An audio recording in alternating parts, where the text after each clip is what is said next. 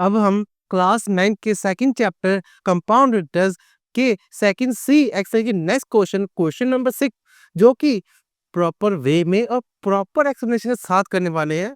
तो ladies and gentleman, good morning, this is Rizan. चलिए शुरू करते हैं।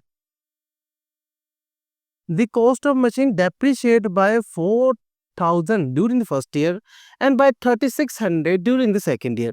Calculate rate of interest, rate of depreciate, the original cost of machine, the cost of end of the third year.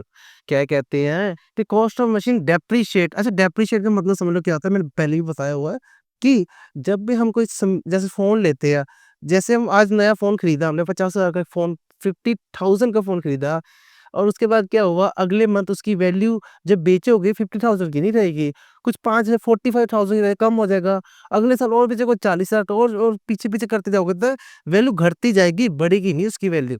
उस चीज़ को depreciate बोलते हैं, कम होनी। हाँ, साल बाद साल या कुछ महीने बाद वैल्यू कम हो जाती है, उसे बोलते हैं डेप्रिशिएट। तो डेप्रिशिएट कब हो रहा है? कहते हैं 4,000 डेप्रिशिएट है पहले ईयर में 4,000 वैल्यू कम हो गई, फिर 36,000 3600 फिर दूसरे साल कम। अब बताओ रेट ऑफ डेप्रिसिएशन किस रेट से डेप्रिशिएट हो रहा है? चलो पहले ये करते हैं। दूसरा कहते हैं कि ओरिजिनल कॉस्ट क्या, हमने देखी सबसे पहले जब नया-नया खरीदा था ना, तब कितनी कॉस्ट थी? उसके बाद कहते हैं अब बताओ कि 3 साल के लास्ट में उसकी रेट कितनी रहेगी? कितना अब उसकी कीमत रहेगी? ठीक है? चलो सॉल्व करते हैं। लो भी पहले डेप्रिशिएट हमेशा मैंने बोला ये जब साथ ही में आ जाए ना कि पहला, दूसरा, तीसरा, चौथा, कोई भी नाइन्थ है, फर्स्ट और सेकंड, ये सेकंड है और फर्स्ट है। तो जब भी ये ऐसा आ जाए, वो पता ही हम क्या डिफरेंट ही लेना होता है। डिफरेंस इक्वल टू प्री मतलब पहली value into rate into time. हमेशा टाइम 1 होता है, चाहे जो मर्ज़ी कर लो, ये हमेशा 1 रहेगा क्योंकि 2 साल के बीच में टाइम क्या एक ही साल होता है ना। यही फॉर्मूला लगेगा, सीधा-सीधा कर रहा हूँ मैं।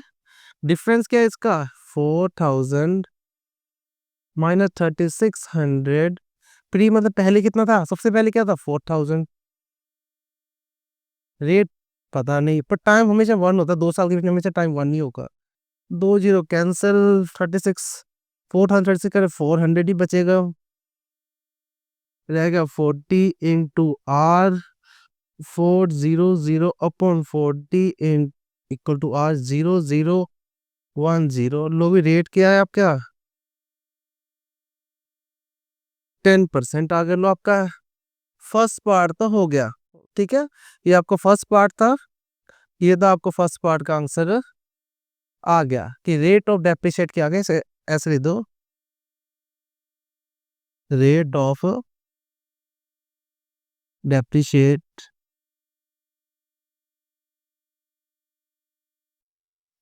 10%। ठीक है, ये आपका आंसर आ गया। ठीक है, पहले पार्ट का ऐसे लिख लो। अब सेकंड पार्ट करेंगे। सेकंड पार्ट ने क्या पूछा है? Original cost. ओरिजिनल कॉस्ट क्या होता है? आपका प्रिंसिपल ही होता है हमेशा। उसे हम लेट टैक्स कर ले कि स्टार्टिंग में सबसे पहले क्या खरीदा था। अच्छा, अच्छा एक बात पहले साल में ये हुआ। अच्छा, तो ये क्या होता है? इंटरेस्ट के बराबर होता है कि देखो, हम कोई चीज़ बोलते हैं इतने इंटरेस्ट से वैल्यू बढ़ रही है, कि जैसे कि इसका इतना इंटरेस्ट वैल्यू बढ़ गई है, तो उसी हिसाब से कि उसका इतना इंटरेस्ट हर साल कम हो रहा है, तो वो माइनस इंटरेस्ट ही होता है, ये डेप्रिशिएटिव पर ये माइनस में होता है। तो इंटरेस्ट निकालते हैं इसका फर्स्ट ईयर का। फर्स्ट ईयर में क्या किया था उसने?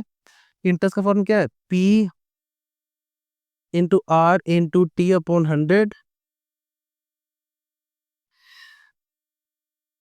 इंटू उसका डेप्रिशिएट पी क्या है पता नहीं, एक्स मान लेता हूँ। आर कितना है हमें पता था, 10% है।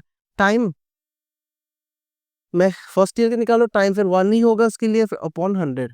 अब एक चीज ध्यान रखना कि जो पहले साल में कितना कम हुआ, वो इंटरेस्ट ही होता है, पर वो डेप कम हो रहा है, उसे डेप्रिशिएट ही बोलेंगे। तो ये इंटरेस्ट को मैं डेप्रिशिएट बोल सकता हूँ कि कितना कितना इंटरेस्ट है, कितना हो रहा है वो 4,000 40,000 4 equal to X equal to 10 upon 100। Zero से जीरो कैंसिल, इधर चला जाए, क्या आएगा? 40,000 आएगा उसकी value, sorry value original price की।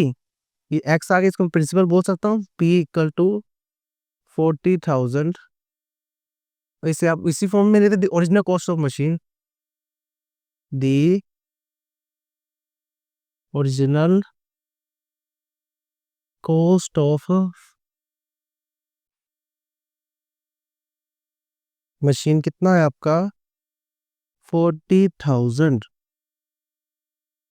रुपीज। ठीक है, ये आपका आ गया सेकंड पार्ट का आंसर, ये होगा आपका सेकंड पार्ट का आंसर। इसके बाद third I think cost of and of the third year, तीसरे साल में बताओ अब इसका कॉस्ट कितना रहेगा। देखो पहली बात ध्यान रखना, हमने जो थर्ड पार्ट करेंगे कि पहले साल में उसका जो है इतना वैल्यू कम हुई है, दूसरे साल में उतनी वैल्यू कम हुई है। ठीक है, अब हमें तीसरे साल में बताना है कितनी वैल्यू। अच्छा इसमें तब ध्यान से करना है कि जो पहले साल में जो, अब ध्यान रखो थोड़ा सा कि पहले साल जो फर्स्ट ईयर था, मैं थर्ड ईयर का निकालना है, मैं निकालना है अमाउंट पर कितने का, third year value third year में। अच्छा जो फर्स्ट ईयर था उसमें प्रिंसिपल कितना था, लो आ था क्या हमारा 40,000। ठीक है, रेट कितना था, वैसे जरूरत नहीं मेरे को लिख दे 10, और टाइम पता फर्स्ट टाइम में 1 ईयर। देखो मैंने ना क्या कहें, जो डेप्रिशिएट हो रहा है ना इसका, कितनी वैल्यू डेप्रिशिएट हो रही है इसकी, जो इंटरेस्ट ही होता है उसका, कितना इंटरेस्ट कितना डेप्रिशिएट हुआ 40,000 ही हुआ, करके भी देख लो। 400 4,000 हुआ, ये निकाल के देख लो तब भी आएगा, पर हमें पहले साल का डेप्रिशिएट दिया हुआ था। ठीक है, अब जो इसका पहले साल जो अमाउंट बनेगा क्या है, एक जितना भी इसका प्रिंसिपल था ना उसमें से इंटरेस्ट पहले हम प्लस करते, अब इंटरेस्ट माइनस करेंगे क्योंकि डेप्रिशिएट दिया हुआ है। लो कितना था प्रिंसिपल इसका 40,000 माइनस इंटरेस्ट कितना है इसका 4,000,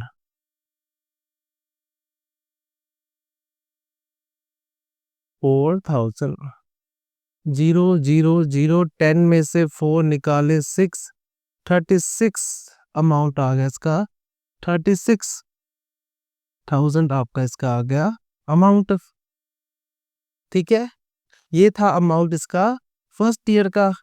जब हम सेकंड ईयर निकालेंगे, सेकंड ईयर का अमाउंट कितना होगा, इसका अमाउंट वही यही होगा ना, प्रिंसिपल जो लास्ट वाला होता है 36,000। पर इसमें मुझे निकालनी पड़ेगी नहीं क्योंकि मुझे सेकंड ईयर दिया हुआ है, इंटरेस्ट बोल दो डेप्रिशिएट बोल दो एक ही बात है, हमने करना इसी फॉर्म में, पर लास्ट में आंसर हमने उसी में देना है।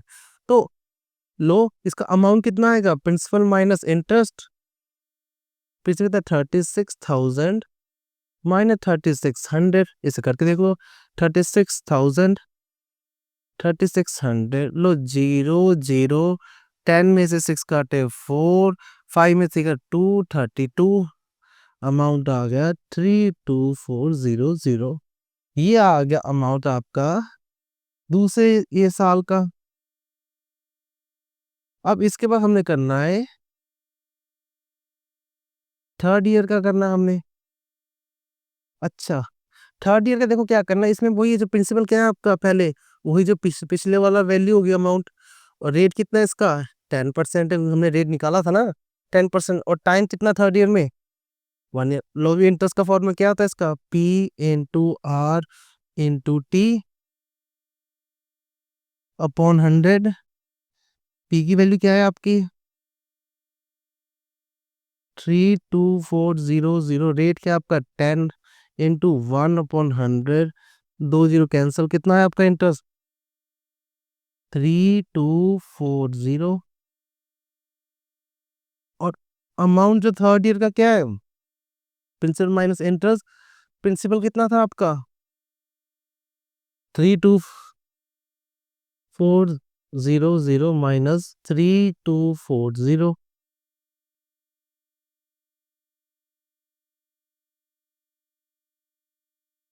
कितना करके देख लो इधर आप। अमाउंट थर्ड ईयर का आ गया आपका 32400, 3240, 0 10 में से 4 निकाले 6, 3 में 2 निकाले 1, 12 में से 3 निकाले 9, और 2 29160, देख लो इतनी ही है। 3 में 2 है 1, और 12 में 3 निकाले 9, 2 29160। लो भी आपका थर्ड ईयर का, यही तो पूछा था cost end of the third year, last में ये माइनस में लास्ट में ही बोलेगा, यही आया ना, लिख दो सीधी cost end of the third year, end of the third year कितना है आपका 29160 रुपीस ही आपका आंसर। देखो इजी सा सम था, आप अगर लाइन सार करोगे ना सभी सभी, ये सभी से आपको कुछ लगेंगे नहीं, बिल्कुल इजी सा सम था। चलिए, अगर आपको सम समझ आ गया तो अपने व्यू कमेंट बॉक्स में जरूर लिखिए, जिससे मुझे जजमेंट हो जाए कि आपको सम समझ आ रहा है।